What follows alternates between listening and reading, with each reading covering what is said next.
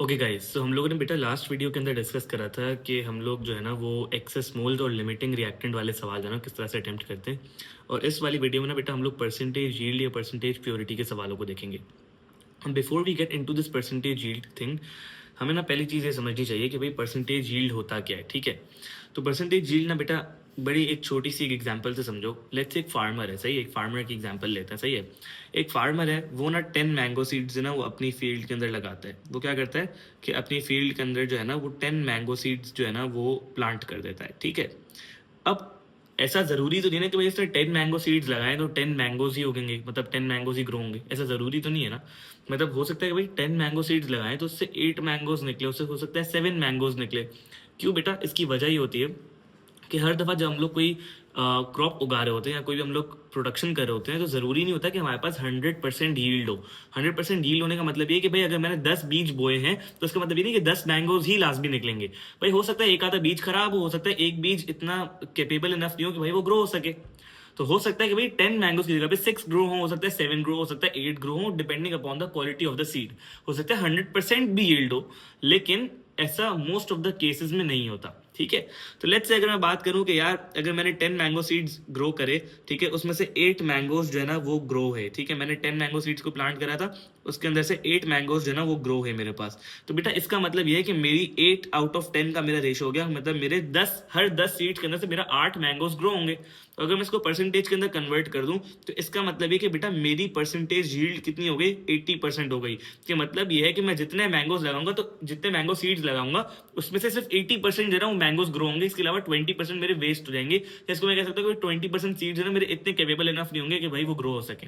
ठीक है, तो ये हमारे पास बेटा परसेंटेज यील्ड का कॉन्सेप्ट है कि अगर मैं जो हूँ वो इतने सीड्स लगा, तो लेट्स से मैं एक number of quantity of seeds लगाता हूँ, ठीक है, तो उसके अंदर से कितने ग्रो होंगे इसको हम लोग कहते हैं परसेंटेज यील्ड। ठीक है, तो इसी तरह से हमारे पास बेटा केमिस्ट्री के अंदर क्या होता है कि जब भी हमारे पास रिएक्शंस होते हैं तो उन रिएक्शंस के अंदर भी हम लोग लेट्स से यहाँ पे अगर एक एग्जांपल देखो तो आप कार्बन डाइऑक्साइड है ना वो रिएक्ट कर रहा है। ठीक है, तो कार्बन डाइऑक्साइड हाइड्रोजन के साथ रिएक्ट कर रहा है और मीथेन गैस प्रोड्यूस कर रहा है। तो जरूरी नहीं कि भाई मैं 220 grams of carbon dioxide react करवाऊं तो मेरे पास है ना वो 100% यील्ड हो मीथेन की। मतलब अगर लेट्स से 220 ग्राम्स है तो उसके अंदर लेट्स से अगर 50 ग्राम्स ऑफ मीथेन बनना चाहिए तो जरूरी नहीं कि बेटा 50 ग्राम्स ही बने, हो सकता है 50 से कम बने, कुछ ना कुछ वेस्टेज की वजह से हो सकता है, कुछ ना कुछ इनएफिशिएंसी की वजह से हमारे पास कम चीज बने। ठीक है, तो परसेंटेज यील्ड के जब भी सवाल होंगे ना तो एग्जामिनर आपको ना बता देगा कि भाई मैंने इतनी क्वांटिटी को मैंने रिएक्ट करवाया था लेकिन उसके अंदर से प्रोड्यूस इतनी हुई। जैसे कि यहाँ पे एग्जामिनर ने बताया है कि भाई a sample of 220 grams of carbon dioxide produces 46 grams of methane. उसे बता दिया कि यार मैंने जब 220 ग्राम मैंने कार्बन डाइऑक्साइड लगाया, मतलब मैंने 220 ग्राम्स ऑफ कार्बन डाइऑक्साइड को जब रिएक्ट करवाया तो उसके अंदर से सिर्फ 46 ग्राम्स ऑफ मीथेन प्रोड्यूस हुआ। ठीक है, तो इसका मतलब क्या, मुझे एग्जामिनर ने बता दिया कि भाई एक्चुअल में प्रोड्यूस इतना हुआ है। अब होना कितना चाहिए था वो हम लोग अपनी कैलकुलेशन से निकालना पड़ेगा कि भाई अगर मैं 220 ग्राम्स ऑफ कार्बन डाइऑक्साइड को रिएक्ट करवाता हूं तो एक्चुअल में होना कितना चाहिए था प्रोड्यूस, और हुआ कितना है वो मुझे उसने बता दिया। तो सबसे पहले हम लोग उसको नॉर्मली जिस तरीके से हम लोग सवाल करते आए बेटा, बेसिक मोल्स कन्वर्जन के जो 3 स्टेप्स हम लोग लगाते आए वही सवाल हम लोग जो ना वो आज लगा करके चेक करेंगे। ठीक है, तो सबसे पहले मुझे बोलता है a sample of 220 grams of carbon dioxide produces 46 grams of methane that is CH4। Methane का देखो मुझे फॉर्मूला दिया हुआ है CH4। तो मीथेन मुझे इधर दिख रहा है बेटा, ये रहा मेरी इक्वेशन के अंदर, और कार्बन डाइऑक्साइड मुझे इधर दिख रहा है मेरी इक्वेशन के अंदर। अब मुझे क्या करना है, अब मुझे बोलता है calculate the mass that should have been made if the percentage yield was 100%। बोलता है यार मुझे ये बताओ कि भाई कितना मास ऑफ मीथेन बनना चाहिए था अगर परसेंटेज यील्ड 100% होती, मतलब अगर कोई भी वेस्टेज नहीं होती, अगर नॉर्मल जिस तरह से हम लोग कैलकुलेट करते हैं ना बेटा, हम लोग जो भी कैलकुलेट करते हैं ना 3 स्टेप से, हमारे पास हमेशा आंसर ना 100% यील्ड का ही आता है कि भाई अगर 100% यील्ड होती, अगर कोई भी वेस्टेज नहीं होती तो हमारे कैलकुलेशन के हिसाब से इतना बनना चाहिए था, तो हमारे पास ये वैल्यू आ रही होती है। तो हम लोग बेसिक 3 स्टेप्स जरा अप्लाई करके देख लेते हैं। सबसे पहला स्टेप क्या होता है बेटा हमारे पास बेसिक मोल्स कन्वर्जन का, that is convert given information into moles. तो मेरे पास गिवन इन्फॉर्मेशन क्या है, 220 ग्राम्स ऑफ कार्बन डाइऑक्साइड। अब बच्चे पूछ रहे हैं सर आपने ये 46 ग्राम्स ऑफ मीथेन को गिवन इन्फॉर्मेशन में क्यों कंसिडर नहीं करा। मेरा आंसर है बेटा कि उसने मुझे ये बताया कि मीथेन कितना प्रोड्यूस हुआ है, ये तो उसने मुझे कंपेयर करने के लिए बताया ना कि हाँ भाई हम निकालेंगे कि भाई मीथेन कितना प्रोड्यूस होना चाहिए था और हुआ कितना है, तो हम देखना चाह रहे हैं ना कि परसेंटेज यील्ड है कितनी, तो ये तो उसने मुझे कंपेयर करने के लिए दिया है। और एक्चुअल जो गिवन इन्फॉर्मेशन है मेरे पास वो है कार्बन डाइऑक्साइड की 220 ग्राम्स। ठीक है, तो सबसे पहले हम लोग moles is equals to mass over MR वाले फॉर्मूला से हम लोग जो है ना वो मोल्स निकाल लेते हैं। तो मैस है इसका 220 और कार्बन डाइऑक्साइड हमारे पास CO2 होता है, एक C हमारे पास 12 का होता है, तो 12 इंटू 1 प्लस ऑक्सीजन हमारे पास 2 है तो 16 इंटू 2। तो ये कर लेते हैं। तो मैं देख लेता हूँ मेरे पास मोल्स कितने आ रहे हैं। तो 200/12 प्लस 32। तो मैंने जो है ना जब ये करा तो मेरे पास देखो मोल्स कितना है 4.545। अब आपको मैंने ये चीज़ बताई थी कि बेटा जब रिकरिंग डेसिमल आ रहा हो ना तो आप उसको कैलकुलेटर में रहने देना ताकि आप उस वैल्यू को भी आगे यूज़ कर सको, ठीक है। तो हमारे पास मोल्स की वैल्यू आ गई 4.545, ठीक है। तो ये मेरे पास किसके मोल्स आ गए हैं, ये बात आप लोग को समझ आनी चाहिए कि भाई ये मोल्स हमारे पास कार्बन डाइऑक्साइड के आ चुके हैं। क्यों? क्योंकि हम लोगों ने कार्बन डाइऑक्साइड का मास यूज़ करके उसको मोल्स में कन्वर्ट करा था।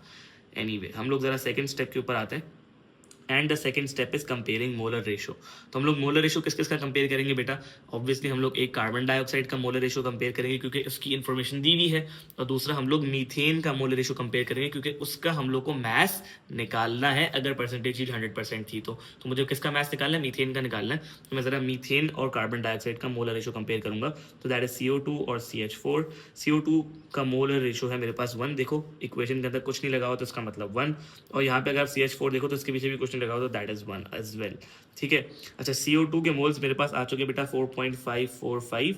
यहाँ पे आप x लगाओगे तो आपके पास क्योंकि रेशो भी सेम है तो आपके पास x की वैल्यू भी सेम आएगी, दैट इज 4.545। अच्छा अब ये जो x की वैल्यू है ये मेरे पास क्या है बेटा? ये मेरे पास मोल्स आ गए हैं। किसके आ गए हैं भाई? मीथेन के मेरे पास मोल्स आ चुके हैं। अब ये बात मुझे कैसे पता चली बेटा? मीथेन के नीचे x लगा हुआ है तो इसके मोल्स आए होंगे ना हमारे पास। अब आता है हमारे पास थर्ड स्टेप। अब थर्ड स्टेप क्या होता है हमारे पास? थर्ड स्टेप होता है भाई convert moles into required info. अब मुझे रिक्वायर्ड इन्फो क्या है? मेरी सवाल की रिक्वायर्ड इन्फॉर्मेशन क्या है कि भाई मुझे चाहिए मैस, कि भाई कितना मैस प्रोड्यूस होना चाहिए, ठीक है। अगर 220 grams of carbon dioxide react कर रहा है तो कितना मैस ऑफ मीथेन बनना चाहिए, ठीक है। तो हम निकाल लेते हैं। तो हम लोग के पास मोल्स आ चुके हैं और हमें मैस चाहिए, तो हम लोग moles is equals to mass over MR वाला फॉर्मूला का इस्तेमाल करेंगे। तो थर्ड स्टेप आ जाते हैं यहाँ पे, moles is equals to mass over MR, ठीक है। अच्छा मैस मुझे नहीं पता, मोल्स मेरे पास हैं 4.545 इज इक्वल्स टू मैस मुझे नहीं पता ओवर MR। अब MR कैसे आएगा मेरे पास? मेरे पास देखो बेटा मीथेन है, मीथेन इज CH4, एक C है इसके अंदर तो 12 इंटू 1, ठीक है, प्लस हाइड्रोजन 4 है तो 1 इंटू 4, ठीक है, क्योंकि एक हाइड्रोजन का AR होता है 1, ठीक है। तो ये हो गया मेरे पास। अच्छा अब मैं क्या करूँगा? 4.545 इस पूरे का टोटल होगा 12 प्लस 4 दैट इज 16। तो मैं 16 से इसको मल्टीप्लाई कर दूंगा। अब आप लोग को ये बात पता होनी चाहिए कि भाई बहुत बेसिक मैथ है कि इन सबको टोटल करेंगे हम लोग, इस सबको जब हम लोग टोटल करेंगे तो दैट विल मेक 16। तो 16 को उधर भेजोगे तो ये मैथ्स का रूल है कि वहाँ से जो जब कोई चीज़ राइट हैंड साइड के डिनोमिनेटर से लेफ्ट हैंड साइड पे जाएगी तो वो ऑटोमेटिकली मल्टीप्लाई होगी। तो 4.545 मल्टीप्लाई 16।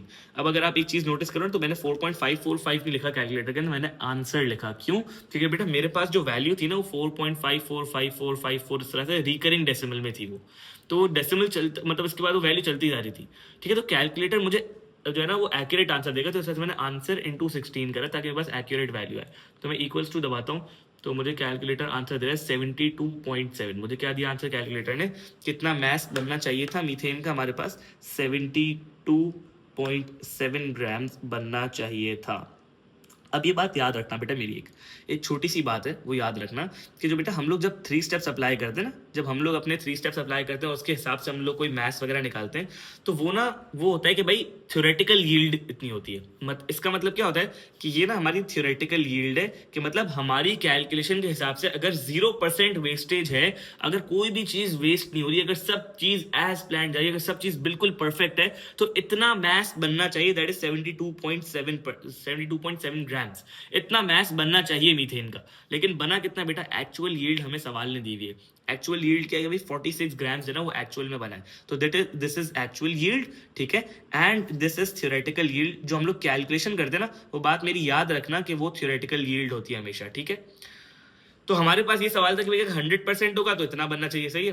तो हम लोग जब भी हम लोग 3 स्टेप्स लगाते हैं तो उसका मतलब हम लोग 100% के ऊपर ही कैलकुलेशन करो। तो ये बात याद रखना, जब भी हम लोग निकालते हैं ना कैलकुलेशन से तो उसका मतलब है कि भाई अगर 100% अगर कोई भी वेस्टेज नहीं होगी तो इतना बनेगा। वो हमारी कैलकुलेशन से जो भी आंसर आता है ना वो हमेशा वो होता है 100% यील्ड का होता है। अच्छा अब एग्जामिनर ने मुझे बताया था 46 ग्राम्स प्रोड्यूस हुआ है। तो नेक्स्ट पार्ट इसका देखते हैं। मुझे एग्जामिनर बोलता है calculate the percentage yield of methane CH4 in this reaction, ठीक है। मुझे बोलता है भाई मीथेन का ना तुम मुझे परसेंटेज यील्ड बताओ कि भाई कितना परसेंटेज यील्ड बना है इसका। तो इसका ना बहुत सिंपल सा तरीका है। देखो जब भी परसेंटेज यील्ड का सवाल हो ना, मेरी बात याद रखना कि सबसे पहले परसेंटेज यील्ड के सवाल में तुम बेसिक 3 स्टेप्स अप्लाई करना जो हम लोग हमेशा अप्लाई करते हुए आए हैं। सबसे पहला क्या है, convert given information to moles, दूसरा क्या है, कंपेयर मोलर रेशो, और थर्ड स्टेप क्या हमारे पास, convert moles into required info. तो ये 3 स्टेप्स तो तुम्हें लाजमी अप्लाई करने हैं। बस परसेंटेज यील्ड के सवाल के अंदर आखिरी स्टेप मेरा सुन लो वो किस तरह से करना है। अगर ये एक ही पार्ट में आए सवाल पूरा तो भी तुम्हें वही काम करना है, कि 2 पार्ट्स के अंदर स्प्लिट हो गया है तो भी तुम्हें वही काम करना है, ठीक है। तो अब क्या करना है तुम्हें, जब तुम 3 स्टेप्स अप्लाई कर लो तो 3 स्टेप्स अप्लाई करने के बाद बेटा एक रेशो बना लेना। वो किसका रेशो बनाना है भाई, ग्राम्स का बनाना है और परसेंटेज का रेशो बनाना है। ये बात मेरी याद रखना कि जब भी तुमने 3 स्टेप्स लगा लिए, बेसिक मोल्स के लिए तुमने 3 स्टेप्स लगा लिए, इसके बाद तुम क्या करोगे, ग्राम्स और परसेंटेज का रेशो बनाओगे, ठीक है। तो अब ग्राम्स जो हमने निकाला है, जो हमारी कैलकुलेशन से आया है, मैं उसकी बात कर रहा हूँ, जो हमारी थ्योरेटिकल यील्ड है, ठीक है, दैट इज 72.7 ग्राम्स, ठीक है। तो जो हमारा आया है कैलकुलेशन से 72.7, ठीक है। इसके आगे ना मैं हमेशा परसेंटेज लिख दूंगा 100, इसके आगे हमेशा लिखूंगा। अब देखो इस सवाल के अंदर तो मुझे बोला था कि भाई 100% यील्ड हो तो बताओ क्या होता है, लेकिन बहुत बड़ा सवाल 100% यील्ड की बात ही नहीं करेगा। अभी आपको 1-2 और क्वेश्चन दिखाता हूं तो उसके अंदर 100% यील्ड की बात नहीं करेगा, लेकिन जो भी आप कैलकुलेशन से निकालो ना बेटा, उसके आगे हमेशा 100 लिखना, ठीक है। अब तुम्हें ग्राम्स जो एक्चुअल यील्ड थी वो एग्जामिनर ने दी हुई, दैट इज 46 ग्राम्स, ठीक है। तो एक्चुअल यील्ड को नीचे लिख लो, ग्राम्स हम लोग यहाँ पे लिख लेंगे, ग्राम्स के नीचे, तो यहाँ पे मैंने 46 लिख लिया। और मुझे परसेंटेज यील्ड चाहिए थी ना, तो मैं क्या करूंगा, इसके नीचे मैं x लिख दूंगा और मैं इनको सिंपल क्रॉस मल्टीप्लाई कर दूंगा, तो मेरे पास परसेंटेज यील्ड का आंसर आ जाएगा। तो क्या हो जाएगा आंसर, किस तरह से आएगा भाई, 46 multiply by 100 upon 72.7। I hope आप लोग को यूनिटरी मेथड आता हो, तो इससे आप लोग को परसेंटेज यील्ड का सवाल आ जाएगा। तो 46 इंटू 100 अपॉन 72.7, ठीक है। तो अभी देखो मैंने ये करा है, फ्रैक्शन में मैंने वैल्यूज पुट करी है और मैं इक्वल्स टू दबाऊंगा तो मेरे पास आ गया 63.27, x की वैल्यू आ गई बस 63.27। सो बेसिकली इसका मतलब क्या हुआ कि 63.27% जो है ना वो मेरी क्या है बेटा, परसेंटेज यील्ड है। इसका मतलब क्या होता है परसेंटेज यील्ड का, कि भाई अगर मैं 220 ग्राम्स ऑफ कार्बन डाइऑक्साइड डालूंगा तो उसके अंदर से मीथेन जो है ना वो जितना प्रोड्यूस होना चाहिए उतना नहीं होगा, सिर्फ 63.27% ही प्रोड्यूस होगा। इसके अलावा वेस्ट हो जाएगा या इसके अलावा जो है ना वो कहीं और कंज्यूम हो जाएगा, ठीक है। बात समझ आ रही मेरी। तो परसेंटेज यील्ड का मतलब है कि भाई जब आप कुछ चीज को रिएक्ट करवाओगे तो मीथेन आपको 100% नहीं मिलेगा, मतलब आपको 72.7 मिलना चाहिए था, इतना ग्राम्स मिलना चाहिए था, लेकिन आपको नहीं मिलेगा, आपको उससे कम मिलेगा। आपको 46 ग्राम्स मिला ना, तो इसका मतलब कितना है भाई, आपको 62% मिला, उसका 63% आपको मिला, आपको बाकी जो था 37% वो वेस्ट हो गया आपका, ठीक है। तो this is how percentage yield questions are done, ठीक है। हम लोग एक और क्वेश्चन देखते हैं, ठीक है। एक फुल फ्लेज क्वेश्चन है मेरे पास, तो मैं आपको करवाता हूँ, जिसके अंदर बेसिक मोल्स के भी स्टेप्स लगेंगे, उसके बाद हम लोग फिर परसेंटेज यील्ड की कैलकुलेशन करेंगे। So let's do this. तो ये वाला अगर आप क्वेश्चन देखो तो मुझे बोलता है a sample of ammonium phosphate. सबसे पहली बात तो ये कि भाई हमें एमोनियम फॉस्फेट होता है क्या, ये पता चलना चाहिए ना। तो एमोनियम इज बेटा NH4। ये बात आप लोगों को एसिड बेसिस एंड सॉल्ट के अंदर बताई थी कि एमोनियम NH4 होता है, उसके ऊपर चार्ज +1 होता है। मैंने बताया था कि एमोनियम NH4 होता है और एमोनिया NH3 होता है, लेकिन यहाँ पे इसने किसकी बात करी, एमोनियम की बात करी, दैट इज NH4+1, ठीक है। और फॉस्फेट हमारे पास होता है बेटा PO4, इसके ऊपर चार्ज होता है -3, ठीक है। तो जब चार्जेस में क्रॉस मल्टीप्लाई करूंगा तो मेरे पास ये बन जाएगा NH4 3PO4, ठीक है। अब ये सारी बातें हम लोगों ने एसिड बेसिस के अंदर डिस्कस करी है, प्लस वाला पहले आता है, माइनस वाला बाद में आता है, चार्जेस क्रॉस मल्टीप्लाई होंगे तो किस तरह से होंगी वैल्यूज। तो ये आपको बात समझ आनी चाहिए कि भाई एमोनियम फॉस्फेट क्या हो गया, मेरे पास NH4 3PO4 हो गया, ठीक है। इस तरह से मुझे बोलता है इस can be produce by the reaction of aqueous ammonia. Ammonia मैंने आप लोगों को बताया था बेटा, एमोनिया क्या होता है, NH3 होता है एंड फॉस्फोरिक एसिड। वो बोल रहा है कि भाई फॉस्फोरिक एसिड क्या होता है, हमारे पास H3PO4 होता है। ये भी हम लोगों ने एसिड बेसिस एंड सॉल्ट के अंदर कवर करा था। तो इसका मतलब क्या है कि भाई H3PO4 NH3 बोल रहा है कि जब भी रिएक्ट करेंगे तो क्या प्रोड्यूस करेंगे, NH4 3PO4 प्रोड्यूस करेंगे, और इससे मुझे इक्वेशन भी दी हुई है, ठीक है। तो that is pretty much clear, ठीक है। अब क्या मुझे बोलता है कि अब मेरा सवाल शुरू होता है, ठीक है। तो हम सवाल पढ़ते हैं। मुझे बोलता है 25 cm³ ऑफ 1.25 मोल पर dm³ phosphoric acid. Phosphoric acid क्या है, आप लोग को ये बात देख के पता चल जानी चाहिए कि H3PO4 की बात कर रहा है, ठीक है। Of phosphoric acid is neutralised by 45.3 cm³ of aqueous ammonia. 45.3 cm³ aqueous ammonia. Ammonia क्या है भाई, हमारे पास NH3 है।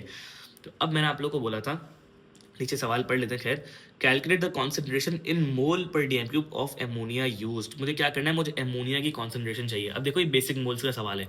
जब बेसिक मोल्स का सवाल था मैंने आप लोग को ये बात बताई थी कि आप लोग को 3 चीजें चाहिए उसके सवाल में से। पहली चीज ये कि बेटा किसकी गिवन इन्फॉर्मेशन दी हुई है, ठीक है, किसकी गिवन इन्फॉर्मेशन दी हुई है, किसकी इन्फॉर्मेशन हमें निकालनी है और हमें किसके नीचे एरोज लगाने। मैंने आप लोगों को ये 3 चीजें सिखाई थी। तो सबसे पहले अगर आप देखो तो आपको गिवन इन्फॉर्मेशन जो कंप्लीट दी है फॉस्फोरिक एसिड की दी हुई है, आपको इसका वॉल्यूम भी दिया हुआ है बेटा यहाँ पे, क्योंकि वॉल्यूम यहाँ पे सीएम क्यूब के अंदर है, और ये आपको कॉन्सेंट्रेशन भी दी हुई है इसकी क्योंकि मोल पर डीएम क्यूब के अंदर है, ठीक है। और आपको यहाँ पे एक्वस एमोनिया का भी आपको वॉल्यूम दिया हुआ है। लेकिन मैं इसको गिवन इन्फॉर्मेशन के अंदर क्यों कंसिडर नहीं करूंगा, क्योंकि मैं जब आप लोगों को बेसिक मोल्स का सवाल करा रहा था तो मैं आप लोगों को बोला था बेटा जिसकी इन्फॉर्मेशन निकालनी होती है, जैसे आप देखो कॉन्सेंट्रेशन ऑफ एमोनिया निकालनी है मुझे, तो मैं इसकी गिवन इन्फॉर्मेशन को कंसिडर नहीं करूंगा। अब मैं फॉस्फोरिक एसिड की गिवन इन्फॉर्मेशन को कंसिडर करूंगा। मैंने आप लोगों के बाद बेसिक मोल्स की रिकॉर्डिंग में बताई थी कि जब भी हमें एमोनिया की, अगर मुझे एमोनिया का मुझे वॉल्यूम दिया है ना और एमोनिया की मुझे बोलते हैं कॉन्सेंट्रेशन निकालनी है, तो मैं एमोनिया की गिवन इन्फॉर्मेशन को कंसिडर नहीं करूंगा, मैं फॉस्फोरिक एसिड की गिवन इन्फॉर्मेशन को कंसिडर करके चलूंगा, ठीक है।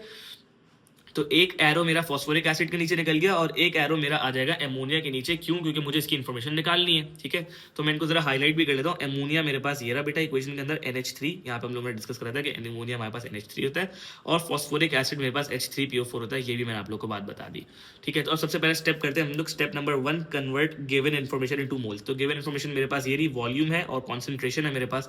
तो मैं क्या करूंगा, moles is equals to volume into concentration वाला फॉर्मूला अप्लाई कर दूंगा। सिंपल सी कहानी है ये।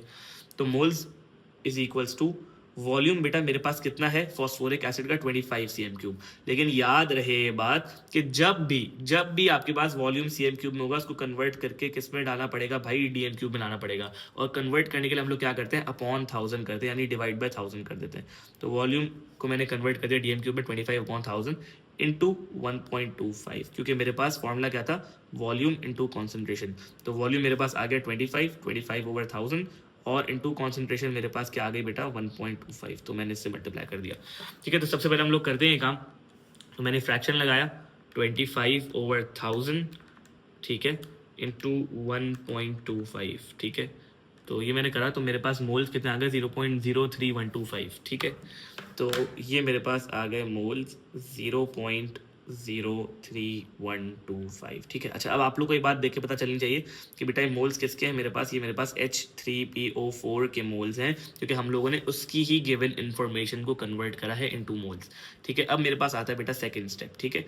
मैंने आप लोग को बोला था कि बेटा जब भी पास्ट पेपर का क्वेश्चन हो, कुछ भी हो, आप लोग को उसी तरह से करना जिस तरह से मैं करवाता हूँ आप लोगों को। तो जिस तरह से मैं लाइनें बना रहा हूँ, जिस तरह से मैं स्टेप्स लिख रहा हूँ, आपको उसी तरह से करना, तो आपकी गलती नहीं होगी कभी भी, ठीक है। अब सेकंड स्टेप कहता है कंपेयरिंग मोलर रेशियो, ठीक है। मोलर रेशियो किस किसका कंपेयर करेंगे, जिसके नीचे हमने एरोज लगाए हैं और जिसको हमने इक्वेशन में हाईलाइट करा, that is NH3 and H3PO4, ठीक है। तो यहाँ पे मेरे पास आ गया NH3 और यहाँ पे मेरे पास आ गया H3PO4, ठीक है। NH3 के मोल्स है मेरे पास 3, H3PO4 के 1 है मेरे, H3PO4 के मेरे पास मोल्स है 1। ये देखो यहाँ पे 1 लगा हुआ है और यहाँ पे 3, ठीक है। अच्छा, अब H3PO4 के हम लोगों ने मोल्स निकाले थे 0.03125, तो यहाँ पे मैं x लगा दूंगा। यूनिटरी मेथड करेंगे 0.03125 multiply by 3 divided by 1। I hope आप लोग सबको ये कन्वर्जन अब समझ आ चुकी होगी। तो 0.03125 को ज़रा मल्टीप्लाई बाय 3 करके देख लेते हैं। तो ये मैंने इक्वल्स टू दबाया तो मेरे पास आगे 0.09375, 0.09375, ये मेरे पास आ गई बेटा x की वैल्यू। अच्छा, अब ये x क्या है, ये आपको पता चलनी चाहिए बात कि ये हमारे पास मोल्स ऑफ NH3 हैं। मोल्स किसके हैं बेटा, ये NH3 के हैं। क्यों? क्योंकि भाई हम लोगों ने NH3 के नीचे x लगाया, तो इसका मतलब मोल्स भी किसके आएंगे, NH3 के आएंगे। अच्छा, अब थर्ड स्टेप है मेरे पास। थर्ड स्टेप क्या है भाई, थर्ड स्टेप मेरा बहुत सिंपल है कि मुझे जो ना वो मोल्स को कन्वर्ट करना है इनटू रिक्वायर्ड इन्फो। तो मेरे पास बेटा NH3 के मोल्स आ चुके हैं और मेरे पास NH3 का वॉल्यूम भी गिवन है। यहाँ पे देखो 45.3 cm3 ऑफ एक्वस एमोनिया, यानी मेरे पास NH3 का वॉल्यूम भी है और मेरे पास NH3 के मोल्स भी हैं। अब मुझे क्या करना है, कॉन्सेंट्रेशन निकालनी है। तो मैं कौन सा फॉर्मूला लगाऊंगा, moles is equals to volume into concentration. Moles मेरे पास मोल्स भी हैं is equals to volume into concentration. तो मेरे पास ये दो चीज़ें मौजूद हैं, मुझे ये चीज़ निकालनी है। तो सिंपल क्या करेंगे, मोल्स की जगह पे मोल्स लिख देते हैं 0.09375 इज इक्वल्स टू वॉल्यूम बेटा कितना है 45.3 cm3। लेकिन ये बात याद रहे कि 45.3 cm3 में तो मुझे इसको dm3 में कन्वर्ट करने के लिए डिवाइड बाय 1000 करना पड़ेगा और इनटू कॉन्सेंट्रेशन, ये मेरा हो गया। अब क्या करना भाई, बहुत सिंपल है, ये 1000 यहाँ पे डिवाइड हो रहा है, वहाँ जाके हो जाएगा मल्टीप्लाई। तो ये बन जाएगा 0.09375 multiplied by 1000 is equals to 45.3 into concentration, ये बन जाएगा। अच्छा, अब आपको ये बात पता है कि 45.3 इस साइड पर मल्टीप्लाई हो रहा है, तो वहाँ जाके क्या हो जाएगा बेटा, डिवाइड हो जाएगा। तो ये हो जाएगा 0.09375 मल्टीप्लाइड बाय 1000 अपॉन 45.3। तो ये मेरे पास आ जाएगी बेटा कॉन्सेंट्रेशन इससे। ठीक है, तो ज़रा करके देख लेते हैं। तो यहाँ पे मैंने 0.09375 था, मैंने फ्रैक्शन लगाया 0.09375 इंटू 1000 अपॉन 45.3। तो ये मैंने लिखा अपने पास वैल्यूज़, ठीक है, और मैंने इक्वल्स टू दबा दिया। तो मेरे पास देखो वैल्यू क्या आ रही है, 2.0695। तो इसका मतलब क्या है कि मेरे पास कॉन्सेंट्रेशन ऑफ एमोनिया कितनी आ गई, 2.0695। तो ये मेरे पास बेटा कॉन्सेंट्रेशन आ गई एमोनिया की इन मोल पर डीएम क्यूब। अच्छा, अब क्या करता है मुझे, अब एग्जामिनर मुझे क्या बोलता है, show by calculation that 4.66 grams of ammonium phosphate would be produced. मुझे बोलता है भाई तुम मुझे कैलकुलेशन करके दिखाओ कि 4.66 ग्राम्स ऑफ एमोनियम फॉस्फेट ना प्रोड्यूस होगा। इसका मतलब क्या है, बोलता है assume that the percentage yield is 100%। मुझे बोलता है अज्यूम करो कि परसेंटेज यील्ड 100% है। और हमें ये बात पता है कि बेटा जब भी हम लोग कैलकुलेशन करते हैं तो हमारे पास आंसर जो आता है वो हमेशा 100% यील्ड का ही आता है, हमारे पास इससे कम यील्ड का तो आता ही नहीं, वो तो हमें कन्वर्ट करना पड़ता है कम यील्ड पे। अब क्या करेंगे, मुझे बोलता है भाई बताओ 4.66 grams of ammonium phosphate. Ammonium phosphate क्या है भाई मेरे पास, एमोनियम फॉस्फेट बेटा मेरे पास ये है इक्वेशन के अंदर, अगर आपको ये बात पता हो तो ये वहाँ पे एमोनियम फॉस्फेट है। अच्छा, अब देखो मेरी बात समझो, सबसे पहला स्टेप क्या होता है, हम लोग को वही काम करना था जब परसेंटेज यील्ड का सवाल होता है। आप लोगों को मैंने बताया कि फर्स्ट 3 स्टेप्स आपको लास्ट में अप्लाई करना है, convert given information into moles, convert compare molar ratio, convert moles into required info. ये 3 स्टेप्स आपको करने होते हैं। इसके बाद चौथा स्टेप जाता है जो हम लोग ग्राम्स और परसेंटेज का रेशियो बनाते थे। अब यहाँ पे एक बात समझो कि सबसे पहला स्टेप मुझे क्या करना पड़ेगा, मुझे गिवन इन्फॉर्मेशन को मोल्स में कन्वर्ट करना पड़ेगा, यानी इसकी गिवन इन्फॉर्मेशन को मुझे मोल्स में कन्वर्ट करना पड़ेगा। तो ये काम मेरे पास हुआ है, तो मैं जरा इसको कॉपी कर लेता हूँ। ठीक है, तो मेरे पास convert given information into moles वाला काम हुआ है। ठीक है, अच्छा आपको बार बार कॉपी करने की ज़रूरत नहीं है, क्योंकि आपने ऊपर वाले पार्ट में वर्किंग शो करी हुई होगी, तो एग्जामिनर वहीं से वर्किंग देख लेगा कि भाई इसने जो है ना बच्चे ने करा हुआ ये काम, तभी ये सवाल जो है ना वो 1 मार्क के अंदर आया हुआ, वरना ज़्यादा मार्क्स का होता है। अच्छा, दूसरा स्टेप क्या होता है हमारे पास, कंपेयर मोलर रेशो। तो अगर आप देखो तो H3PO4 के मैंने मोल्स निकाल लिए थे। अब मुझे मोलर रेशो यहाँ पे डिफरेंट का कंपेयर करना पड़ेगा, क्योंकि देखो पहले हम लोग किसका मोलर रेशो कंपेयर कर रहे थे, हम लोग NH3 और H3PO4 का कर रहे थे, क्योंकि हम लोग को NH3 की कॉन्सेंट्रेशन निकालनी थी।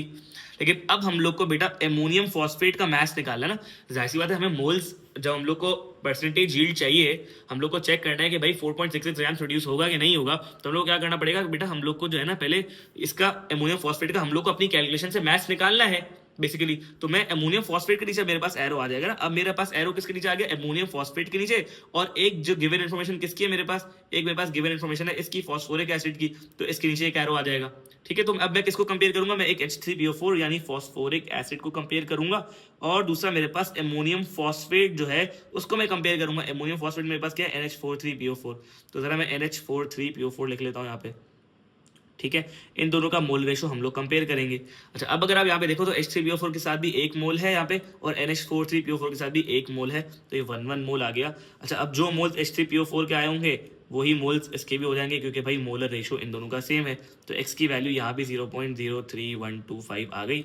अच्छा, ये मोल्स किससे आपको पता होना चाहिए कि भाई हमने जो मोल्स निकाले हैं ये ऑब्वियसली हमारे पास NH43PO4 के हैं, क्योंकि भाई हम लोगों ने NH43PO4 के नीचे x लिखा था। ठीक है, अच्छा अब थर्ड स्टेप मेरा क्या है, थर्ड स्टेप है कि भाई मुझे इसकी जो मोल्स हैं इसको रिक्वायर्ड इन्फो, यानी बेसिकली मुझे ये मैथ्स प्रूफ करना है ना, मुझे प्रूफ करना है कि 4.66 ग्राम प्रोड्यूस होना चाहिए। इसका मतलब क्या है कि मुझे मैथ्स में कन्वर्ट करना है इसको। तो moles is equals to mass over MR लगाऊंगा मैं। तो मोल्स मेरे पास है बेटा यहाँ पे 0.03125 इज इक्वल्स टू मैथ्स, मुझे नहीं पता, वही तो मुझे निकालना है, अपॉन एमआर। अच्छा, अब अगर आप देखो तो NH43PO4 बहुत बड़ा कंपाउंड था, तो खैर हम लोग कैलकुलेट तो कर सकते हैं। एन यहाँ पे कितने भाई देखो, 3 1 3, तो 14 इंटू 3 करूँगा, प्लस हाइड्रोजन कितने भाई 3 4 12, तो यहाँ पे मैं प्लस 1 इंटू 12 करूँगा। खैर लेकिन इतनी करने की नीड नहीं है, एग्जामिनर ने देखो मुझे यहाँ पे दिया हुआ है एमआर, मुझे पूरे कंपाउंड का दिया हुआ है NH43PO4, टोटल का एमआर कितना है बेटा 149। इस पूरे कंपाउंड का एमआर उसने मुझे कैलकुलेट करके दिया हुआ है आपकी आसानी के लिए। तो मैं क्या करूँगा, इस सिंपली इस 149 को वहाँ जाके मल्टीप्लाई करवा दूंगा, तो 0.03125 इंटू 149 ये मैंने करा। जब मैंने ये करा तो मेरे पास आंसर जो है वो आप देखो यहाँ पे कैलकुलेटर के अंदर क्या आ रहा है, 4.65652 4.65652 625। अच्छा, तो अब क्या करा है, इसने मुझे बोला है कि भाई आपको शो करना है कि 4.66 ग्राम प्रोड्यूस होगा, तो 4.65625 मेरे पास ये आया।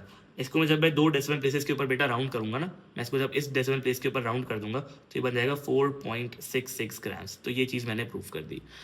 तो ये मैंने ये प्रूफ कर दिया कि भाई अगर 100% यील्ड होगी, अगर 100% होगी तो कितना प्रोड्यूस होना चाहिए बेटा, 4.66 ग्राम्स प्रोड्यूस होना चाहिए। अच्छा, अब देखो एग्जामिनर क्या बोलता है। एग्जामिनर क्या बोलता है अगले पार्ट में, वो बोलता है इन प्रैक्टिस, यानी असल में क्या हुआ कि एक्चुअल मास कितना प्रोड्यूस हुआ बेटा, 2.93 ग्राम्स प्रोड्यूस हुआ।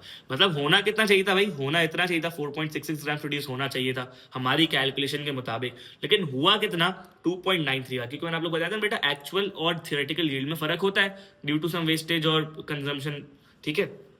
तो हमें क्या करना है कि सिंपल हमें क्या काम करना है छोटा सा, कि हम लोग ने जब 3 स्टेप्स अप्लाई कर लिए थे तो आप लोग बताया था परसेंटेज यील्ड के लिए हम लोग ग्राम्स और परसेंटेज का रेशो बना लेंगे। तो एक आ गया ग्राम्स और ये आ गया मेरे पास परसेंटेज, ठीक है। तो ग्राम्स बेटा मेरे पास जो मैंने निकाले थे अपने, वो मैं लिखूंगा सबसे पहले, जो मैंने इससे निकाले थे अपनी कैलकुलेशन से, वो कितने थे, 4.66 ग्राम्स थे। तो 4.66 ग्राम्स कितने परसेंटेज यील्ड बनाते बेटा, 100%, ठीक है। और जो 2.93 है वो आप नीचे लिखोगे, और कितना परसेंटेज यील्ड है वो आ जाएगा x। तो आप सिंपली क्रॉस मल्टीप्लाई कर दोगे तो ये बन जाएगा बेटा 2.93 मल्टीप्लाइड बाय 100 अपॉन 4.66। तो ये मेरे पास x की वैल्यू आ जाएगी, that is my percentage yield. तो मैं क्या करता हूँ, मैं करता हूँ 2.93 मल्टीप्लाई बाय 100 अपॉन 4.66, ठीक है। तो जब मैंने करा तो देखो मेरे पास कैलकुलेटर के ऊपर वैल्यू आ गई 62.87। तो यहाँ पे मैं लिख दूंगा 62.87%, ठीक है। तो ये मेरी पास मेरी परसेंटेज यील्ड आ गई, ठीक है। इसी तरह का हम लोग एक और छोटा सा क्वेश्चन ट्राई करते हैं, ठीक है। एक और है, आखिरी क्वेश्चन है, बहुत सिंपल है, ये देख लेते हैं। इसके अंदर थोड़ा सा एक डिफरेंट चीज़ करी एग्जामिनर ने, वो देखते हैं। मुझे बोलता है glycolic acid is produce by heating methanol. अब ये दोनों चीज़ें क्या है हम लोग को नहीं पता क्योंकि हम लोगों ने नहीं पढ़ी, लेकिन आप देखना नीचे एग्जामिनर आपको बहुत खूबसूरती से हिंट देगा। बोलता है carbon monoxide and water in the presence of sulphuric acid catalyst, ठीक है। अब देखो इसने मुझे कितना खूबसूरती से बता दी कि भाई CH2 क्या है, मेरे पास मेथनॉल है, ठीक है। और ग्लाइकोलिक एसिड क्या है, यहाँ पे हमारे पास CH2OH COOH है। अब बच्चा पता है क्या करता है यहाँ पे, बच्चा ना ये सवाल जब पढ़ता है ना ग्लाइकोलिक एसिड मेथनॉल, ये यहीं पे सवाल छोड़ देता है। क्यों? उसको लगता है यार ये तो इतनी मुश्किल चीज़ है, मैं तो कभी जिंदगी में पढ़ी नहीं, मुझे सवाल ही नहीं हो पाएगा। तो भाई आपको ऐसा नहीं करना, आपको क्या करना, आपको सवाल पढ़ना है, ये सवाल हो जाएगा आपसे, आप टेंशन नहीं लो, आपको आगे दिया होगा ना कोई हिंट। अब मुझे क्या बोलता है, a sample of 1800 grams of methanol, मतलब मुझे किसका मैथ दिया हुआ बेटा, मेथनॉल का मैथ दिया हुआ है। कितना मैथ दिया हुआ है, 1800 grams, reacts with excess carbon. मैंने आप लोग बताया था कि भाई जिसके साथ रिएक्ट कर रहा है, क्या प्रोड्यूस कर रहा है, मुझे उससे कोई फर्क नहीं पड़ता। मुझे सिर्फ 3 चीजें चाहिए होती है सवाल करने से। पहला ये कि इन्फॉर्मेशन किसकी गिवन है, किसकी इन्फॉर्मेशन निकालनी है, और किसके नीचे एरोज आएंगे। तो मुझे इससे फर्क नहीं पड़ता भाई ये क्या दिया हुआ है।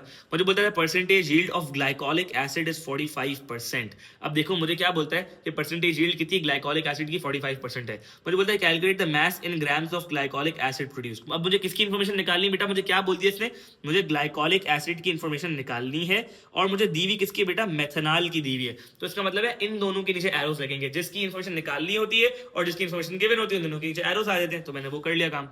अब वही काम करना है, देखो परसेंटेज यील्ड का सवाल है, देखो मुझे इससे परसेंटेज यील्ड दी हुई, यहाँ पे मुझे बोलता है कि बताओ एक्चुअल में कितना प्रोड्यूस होगा।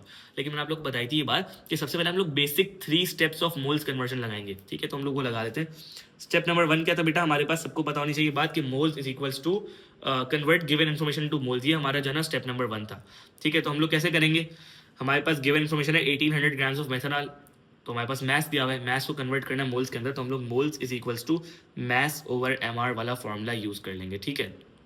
तो यहाँ पे हमारे पास मोल्स हैं, हमें नहीं पता, हमें निकालने हैं, ठीक है। मैथ्स मुझे दिया हुआ है 1800 ग्राम्स, और मेथनॉल का MR अब मुझे चाहिए।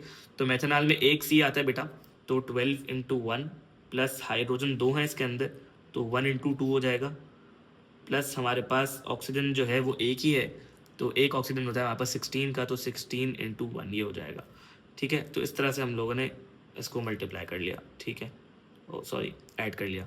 तो अब ज़रा मैं जो ना वो इसको कैलकुलेटर में पुट करता हूँ। मैंने आप लोगों को बताया था आप लोग फ्रैक्शंस का यूज़ करा करो कैलकुलेटर के अंदर, अलग अलग कैलकुलेट नहीं करा करो। तो मैंने 12 × 1 लिखता हूँ, प्लस मैंने लिखा 1 × 2, प्लस मैंने लिखा 16 × 1, ठीक है। तो अगर आप देखो तो मैंने कैलकुलेटर के अंदर डायरेक्ट वैल्यूज़ फीड कर दिए, मतलब अब ये मुझे खुद ही कैलकुलेट करके आंसर दे देगा। तो मैंने इक्वल्स टू दबाया यहाँ पे, तो मेरे पास आंसर आया 60 मोल्स। कितने आ गए मेरे पास मोल्स, 60। तो मैं यहाँ पे मोल्स की वैल्यू लिख लेता हूँ, दैट इज 60। अब बच्चे यहाँ पे बड़े कंफ्यूज रहते हैं, सर 60 तो आ नहीं सकती वैल्यू, 60 कैसे आ गई है। भाई आ सकती है, जो भी है, अब आपको कैलकुलेशन दी हुई आप वो करो। उसकी क्यों टेंशन लेते हो कि 60 आ सकती है नहीं आ सकती। अच्छा, तो ये हमारे पास मोल्स किसके आ गए बेटा, मेथनॉल के आ गए। ठीक है, अब सेकेंड स्टेप हम लोग अप्लाई करते हैं। सेकेंड स्टेप बेटा हमारे पास क्या होता है, कंपेयर मोलर रेशो। ठीक है, तो मेथनॉल और मुझे कंपेयर करना है दूसरा ग्लाइकोलिक एसिड। ठीक है, तो ग्लाइकोलिक एसिड मेरे पास जो है उसके भी मोल्स 1 है, मेथनॉल के भी मोल्स 1 है, तो यहाँ पे 1 1 आ जाएगा। मेथनॉल के मैंने कितने मोल्स निकाले 60, तो यहाँ पे आ जाएगा x, जब आप क्रॉस मल्टीप्लाई करोगे तो इसके भी 60 ही आएंगे, यानी x की वैल्यू भी 60 ही आएगी। जब x की वैल्यू 60 आएगी तो इसका मतलब है ग्लाइकोलिक एसिड के मोल्स बेटा मेरे पास कितने आ गए, 60 आ गए। अब आता है बेटा मेरे पास थर्ड स्टेप। अब थर्ड स्टेप क्या होगा मेरे पास, convert moles into required info. अब रिक्वायर्ड इन्फो क्या है, मुझे चाहिए मैस। ठीक है, तो मैं मैस निकाल लेता हूँ। तो moles is equals to mass over M R वाला फॉर्मूला लगाऊंगा, क्योंकि भाई मेरे पास मोल्स हैं। ठीक है, मुझे मैस चाहिए ओवर एम आर, तो मैं moles equals to mass over M R वाला फॉर्मूला लगा दूंगा। तो मोल्स मेरे पास है 60, मैस मुझे नहीं पता, ओवर एम आर। ठीक है, अब एम आर के लिए मुझे क्या करना है, मुझे थोड़ी सी वर्किंग करनी पड़ेगी यहाँ पे। तो एम आर ज़रा देख लेते हैं हम लोग। अच्छा, अब अगर आप देखो तो यहाँ पे सी कितने इसके अंदर, ग्लाइकोलिक एसिड के अंदर 1 2। ठीक है, तो 2 सी है तो 12 इंटू 2। ठीक है, साथ में अगर आप देखो तो एच कितने, 2 3 4, 4 एच है, तो प्लस 1 इंटू 4, प्लस ओ देख लो आप कितने, 1 2 और ये 3 ओ है, तो 16 इंटू 3। तो अब मैं क्या करूँगा, अब मैं डायरेक्ट जो है ना कैलकुलेटर के अंदर वैल्यू डालूंगा, मैं अलग से प्लस नहीं कर रहा इसको, मैं ये अलग से भी प्लस कर लो, आपकी जो मर्जी, आप जैसे आपको बेहतर लगे। तो मैं अलग से ज़रा प्लस करके आपको वैल्यू बता देता हूँ। बहुत सारे बच्चे फिर कंफ्यूज हो जाते हैं कि सर ये कैसे कर लिया आपने। तो 1 इंटू 4 प्लस 16 इंटू 3। तो जब मैं नीचे वाला, सिर्फ मैंने नीचे वाले इसको मैंने जब प्लस करा है, तो मेरे पास वैल्यू देखो कितनी बन रही है, 76 बन रही है। तो ये वाली वैल्यू है मेरे पास 76, इसको मल्टीप्लाई कर दूंगा 60 से, तो 60 इंटू 76, तो मेरे पास मैथ आ जाएगा इससे। ठीक है, तो मैं इसको 60 से मल्टीप्लाई करता हूँ, तो देखो मेरे पास कितना आ गया, 4560 ग्राम्स मेरे पास ये आ गया कि भाई मैथ कितना प्रोड्यूस होना चाहिए, 4560 ग्राम्स। तो ये आ गया मेरे पास 4560 ग्राम्स। अच्छा, अब आपको ये बात याद होनी चाहिए बेटा कि ये जो हम लोग अपनी कैलकुलेशन से निकालते हैं, ये बात मैं आप लोगों को रिपीटेडली बता रहा हूँ कि भाई ये हमारे पास है ना बेटा थ्योरेटिकल यील्ड। थ्योरेटिकल यील्ड का मतलब ये है कि इतना प्रोड्यूस होना चाहिए, मतलब 4560 ग्राम्स जो ना प्रोड्यूस होना चाहिए था। ठीक है, अब एक्चुअल में कितना प्रोड्यूस हुआ है वो हमें नहीं पता। वो एग्जामिनर ने हमें क्या बोला है कि भाई परसेंटेज यील्ड कितनी, मतलब एक्चुअल में कितना प्रोड्यूस होता है, 45% होता है। तो मैंने आप लोगों को जब भी बोला था, मैंने आपको बोला था कि भाई सबसे पहले 3 स्टेप्स अप्लाई करो, और फिर जब आपके पास परसेंटेज यील्ड का सवाल है तो आप क्या करोगे, ग्राम्स और परसेंटेज का रेशो निकालोगे। तो आपके पास ग्राम्स ये रहा और परसेंटेज आपके पास ये रहा। जो आप निकालते हो उसको हमेशा 100% के आगे रखना। मतलब आपने कितना निकाला है अपने कैलकुलेशन से 4560, इसको हमेशा 100 के आगे रख देना। ठीक है, अच्छा, अब एग्जामिनर ने मुझे क्या दिया हुआ है, 45% दिया हुआ है। जब परसेंटेज दिया हुआ है तो बेटा मैं इसको परसेंटेज के नीचे लिखूंगा। ठीक है, तो यहाँ पे मैं लिख दिया 45। ठीक है, और यहाँ पे मैं लिख दिया x। अब क्या करूंगा, मैं सिंपल क्रॉस मल्टीप्लाई करूंगा, तो ये मेरे पास वैल्यू बन जाएगी 45 इंटू 4560 अपॉन 100। ठीक है, तो मैं ज़रा करके देख लेता हूँ, ये 45 इंटू 4560 अपॉन 100। देखो मैंने ये वैल्यू फ्रैक्शन के अंदर डाल दी। ठीक है, मैं इक्वल्स टू दबा दूंगा, तो इससे मुझे दे दिया 2052। मतलब एक्चुअल में कितना प्रोड्यूस हुआ होगा भाई, 2052 ग्राम्स प्रोड्यूस हुआ होगा। क्यों प्रोड्यूस हुआ होगा, क्योंकि भाई हमारे पास परसेंटेज यील्ड जो है ना 45% है। मतलब इसका ये है कि भाई जितना भी है ना आपका जो 100% में से ना 55% आपका वेस्ट होता है, और 45% है ना वो एक्चुअल यील्ड, मतलब इतना बन के निकलता है एक्चुअल में 45%। तो ये हमारे पास बेटा परसेंटेज यील्ड के सवाल थे। इसके अंदर बस आपको एक चीज़ याद रखनी है कि जो भी आप निकालोगे बेटा थर्ड स्टेप के अंदर, जो आप अपनी कैलकुलेशन से निकालोगे, दैट इज थ्योरेटिकल यील्ड, और हमेशा इसको आप 100% के ही आगे रखना। ठीक है, अब एग्जामिनर देखो पुराने वाले क्वेश्चन के अंदर आप देखो तो यहाँ पे इसने मुझे ग्राम्स दिया भाई इतना प्रोड्यूस हुआ, लेकिन यहाँ पे इसने मुझे क्या करा है, इसने मुझे परसेंटेज दिया कि भाई इतना प्रोड्यूस होना चाहिए, मतलब इतनी परसेंटेज यील्ड है इसकी। तो कोई मसला नहीं, आपको ग्राम्स और परसेंटेज वाले रेशो के अंदर वैल्यू रखनी है। जब ग्राम्स में दिया हुआ है तो आप ग्राम्स के नीचे रखा था मैंने, अगर परसेंटेज दी हुई है तो मैं परसेंटेज के नीचे रखूंगा। ठीक है, सिंपल है बात। Thank you so much.